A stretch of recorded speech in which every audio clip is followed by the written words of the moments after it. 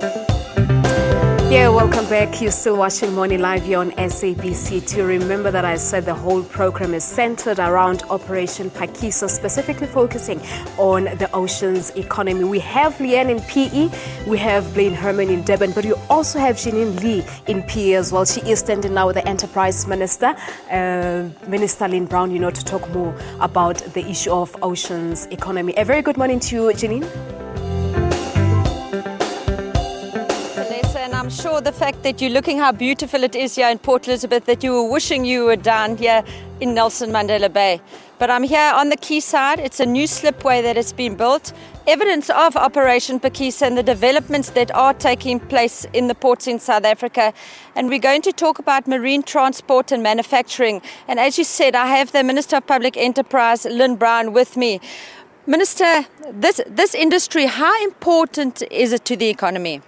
Well, if it runs efficiently, it will be able to increase the GDP.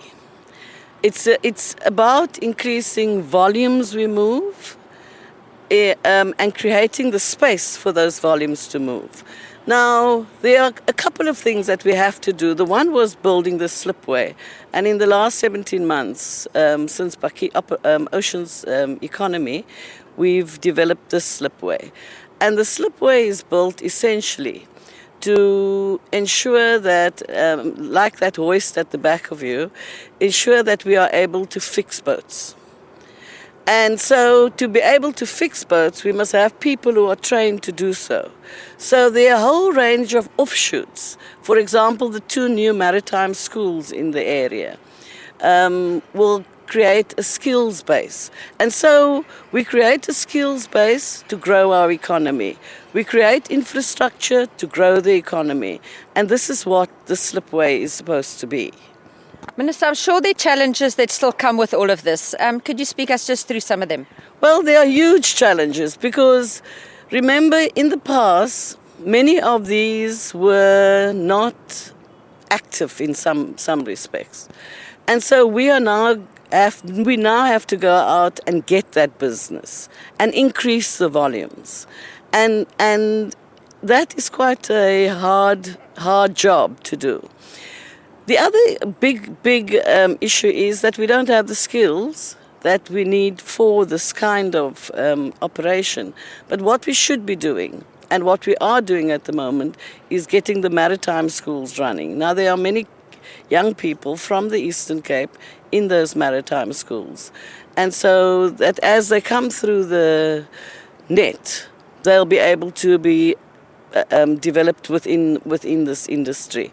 The manufacturing is very important because it's a skills base and it is intensive labor. And that is what we need. It eats into our unemployment figures.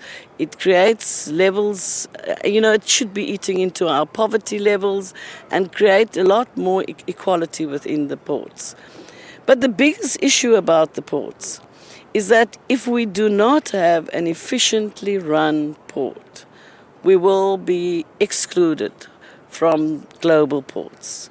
We have 8 commercial ports in this country, and what we are doing is revamping the old equipment and building new equipment, and also getting new industries working, like boat building, like oil rigs, fixing of oil rigs. We'll do that at Saldanha Bay, and so on. And those are big job creators, and that's quite an important part of what Operation Phakisa does.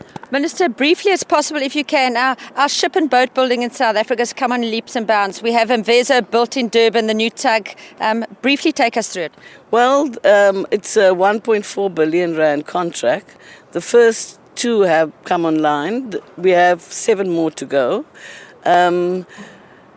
It's a South African company. It spends about 700 million rand on supply chain for small and medium enterprises. It's also showing how the private sector has to be a partner of government to be able to do this. And so I'm quite pleased, and the tugs have come online much earlier than what it's supposed to be. But I think it is about us trying to create greater efficiency in our economy. Minister, thank you very much for joining us here. That was the Minister of Public Enterprise, Lynne Brown, and we were both very happy that the wind wasn't blowing in Port Elizabeth like it usually does. But from us here on the quayside, it's back to Johannesburg for the sport.